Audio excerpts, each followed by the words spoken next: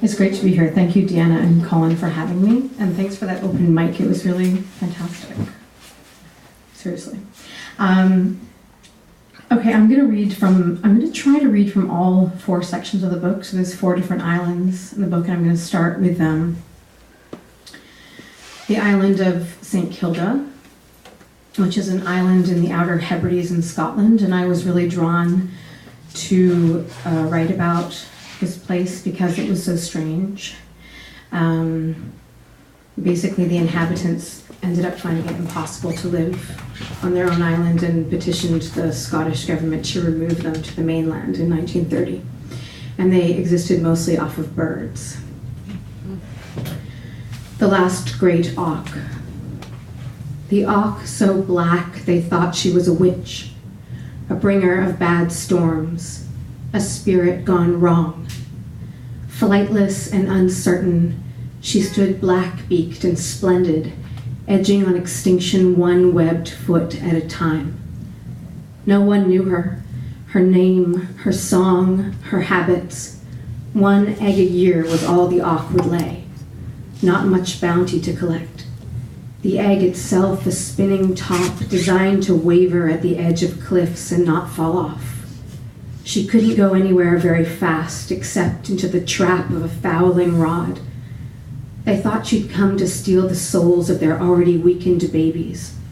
They didn't know she was the last one, never to be seen after this day in July, roasted over a peat fire, an omen to the extinction they soon faced themselves. A total absence of trees. Maybe it should be a rock opera. A total absence of trees. The mountains rise rugged, entirely bare. Not a single tree will grow here. The lakes are dark and reluctant, only clouds on their silver surface in constant changeable shifts.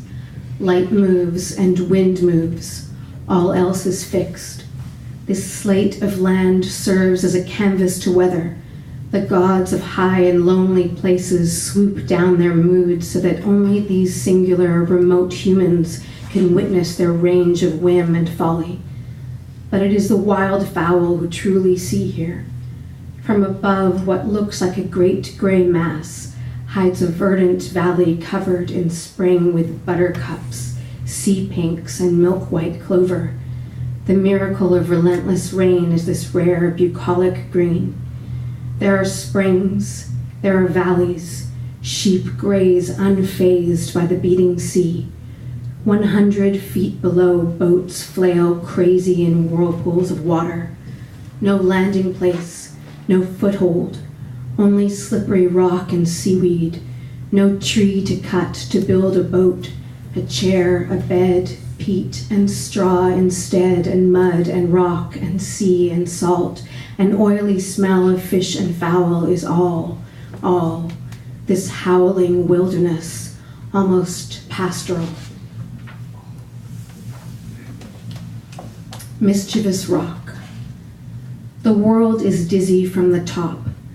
They draw lots for stacked on. That tricky rock has shaken more than a few men from its incline. It soars like a steeple to the height of the birds. Up here you can touch a wingtip, plunge into the wild fury of their squawk, pluck a feather with your teeth as you balance on a thumb, legs swung outwards into thin air, a sheer drop below where bird excrement tints the water an oily white and gray slick. Sure, there's a rope around your midriff tied back to the boat, where tiny men look like dolls made of wood in a matchbox. They urge you on from this deafening height, but all you hear are bird calls in the wind and some occasional cry of congratulation gulped into the insubstantial. For all this, you get 4 fowls assigned to your family over and above your portion, 4 birds extra, and a reputation, a hero of sorts, for surviving at all. Leaving the island. We've all gone now, left the place to the sheep and the gannet, the puffin and the wren. For decades, only a mailboat of whalebone and oak came and went from here. Then the tourists arrived to see if we were more than myth in the outer Hebrides. We sold them tweed and spotted birds' eggs, let them look in on prayer meetings, count the stones in the walls we built to keep out the weather. When we prayed, it was for a cease to things, the wind, the war, the plagues. In the end, the land choked us out. Carcasses of seabirds and layers of peat moss turned to lead. The constant fog, the solitude, the slippery grass by the cliff's edge, that impossible winter of 1929. We left our Bibles open and handfuls of oats on the floor, locked our doors behind us. From this vantage point, our home was just a sketch of land that shrank into the sea, the island's sharp crags impossible to understand. This land, so angry and so peaceful now without us. The feral sheep bleat into the evening, nothing to bother them but old age, and the wind that made us all walk like bent trees.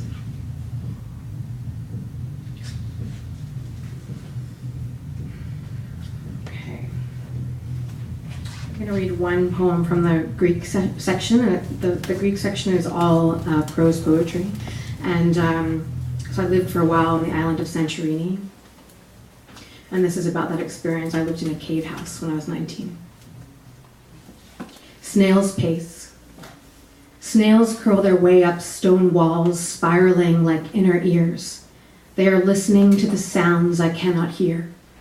If I put my ear to the earth, could I find the same rhythm of silence as the creeping snails? Their crustaceous backs are imprinted with the patterns of time, written in an indelible language. Each marking contains a question and answer within its own unsolvable mystery. I watch the slow progress of snails, their sticky bodies pressed against cold stone. Each groove in the wall is an indication of what is to come, a place to hold on to. I take my own finger for a walk alongside the groping creatures.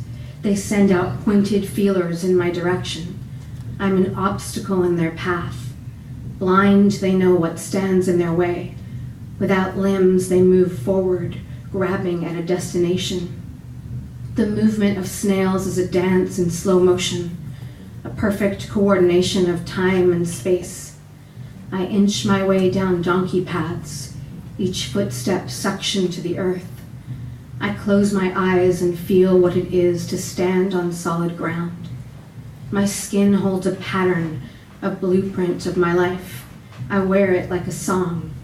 I listen to the music of my skin, the history of my cells, the sorrow of my blood. I follow the maps of my veins, the explosions of light my atoms make as electrons fall towards the nucleus. I move as slowly as a snail, going nowhere, always arriving.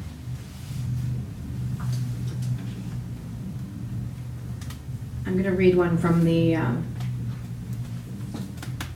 there's a section on St. Kilda in Melbourne, which is a suburb in Melbourne, and so there was a connection between this. I didn't actually know this till I started writing the book, and I'd already written about the St. Kildans in Scotland, and then I had lived in St. Kilda in Melbourne.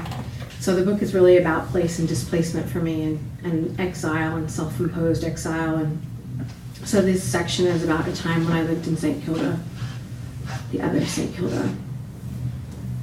But apparently a boat of St. Kildans came over to Melbourne, and that's how the suburb got named. Love story. We said things over soy lattes. Life was so mundane and comfortable. It was murder to live like that and not even know it. Your place was right by the Jewish Museum on Alma Road, Soul Road. The rooms were haunted with bad spirits and smelled like your ex. No, worse than that. It was her place. You just took it over like some kind of mama's boy. I was in love with you, but you didn't have a mind of your own, and that scared me.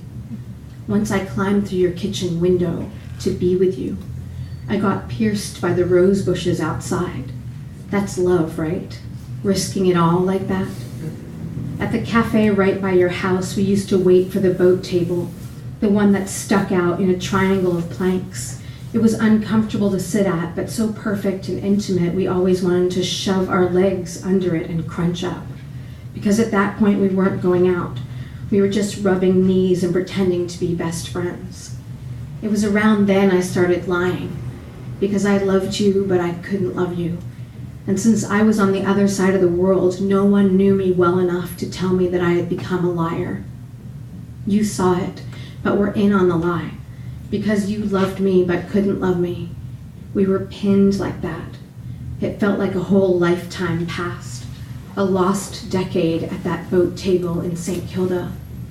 I'm telling the truth now. It hurts to tell the truth, like pulling a fish hook out of your palate. And the last, yeah, the book does really shift tone. So we're out of the lyrical and into the more personal. This section is all from the Montreal poem. So I'm from Montreal. I grew up in Montreal, so they're all more in that vein. It's not the same now that you're dead. I can't drive on that side of the mountain now, by the hospital. The Avenue des Pins side. Not that I drive in this town anyway. It feels wrong. There are too many bikes and people swearing out car windows, and I learned to drive on the other side of the road. It makes more sense when the steering wheel is on the right. But that's not the point. The point is it's not the same now that you're dead. And not just you. Lots of people. The ones who died and left this town empty. It's one thing to move away, to say it's too French, there aren't enough jobs, there are too many holes in the roads, what are people doing living this far north anyway? It's one thing to say I can't stand the winters, they're too long, there's too much snow, who can live like this? Or to say I'm moving to Toronto, everyone is moving to Toronto, it's better in Toronto, I hate Toronto, but I'm moving there anyway. But to up and die and leave this hole, this massive hole, bigger than the winter thaw on city streets, bigger than the chunks of concrete falling off the overpasses, bigger than the sinkhole that suddenly appeared on Avenue Guy the other day, the one a small truck fell through. That leaves people feeling bad. I don't even know where to begin to look for all of you, the ones who died and left this place empty. There are too many holes in the infrastructure in Montreal, apparently, and now we're starting to feel it. I'm starting to feel it.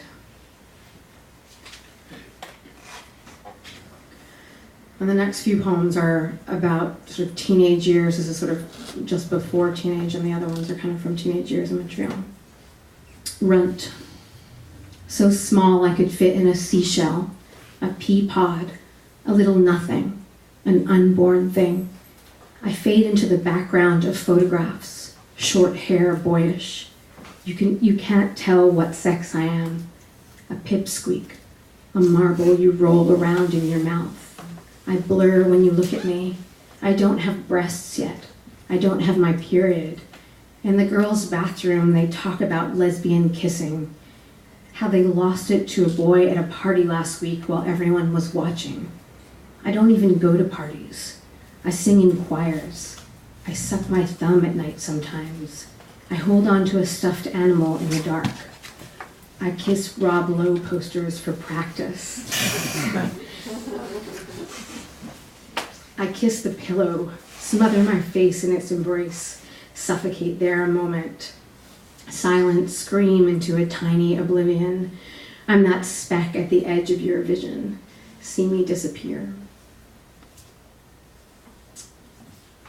I didn't suck my thumb as a teenager. The good years. We tugged on electrical wires for fun just to see if we could get a shock. And when I say we, I mean teenagers who have no idea what to do with an afternoon. And when I say teenagers, I mean a bunch of anorexic layabouts who are deeply depressed, highly sexually charged, and strangely gleeful, as though we were all harboring fireflies inside our hearts. We gave each other bunches of things, fistfuls of hair we had pulled out, heads off flowers we had yanked while walking down the old alleyways we used, bits of scrap paper with nothing significant on them. We rarely spoke of how puking was making our teeth rot, or how growing up seemed to be a very bad idea, and dying first was definitely better. One of us, the tall one, the skinniest one, saw a dead rat once. It stank and it was stiff and it broke her heart, shattered it and let the fireflies out and set the world alight. And she felt hungry again, starting with apples but soon moving on to crepes. We forgot to starve ourselves and our teeth got less loose in our mouths, and we smiled more, even if we were dying anyway. We smiled more, and we weren't in such a hurry. Stalking Christopher Reeve. I guess they were making Superman or a sequel to something. What did we know? Squealing girls, ponytails tied high behind us. We tramped the downtown streets like we owned them. That shortcut by the school we always took that weaved around the red brick church. Chain fences surrounding the concrete yard we had just escaped. The fancy apartment building with the awning on Milton across from the pizza place was where he was staying, apparently. "Christopher Reeve, come out of there," we shouted at shut windows.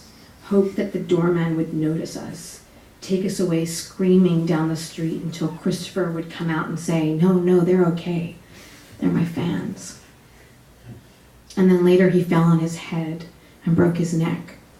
We had gotten over him by then, but still, it hurt to think of it.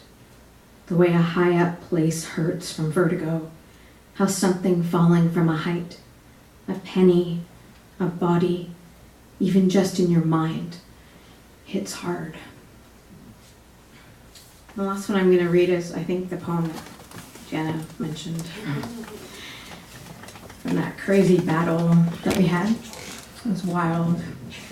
We duked it out. And this is a poem that I read. And it's about a puffin that showed up on the streets of Montreal.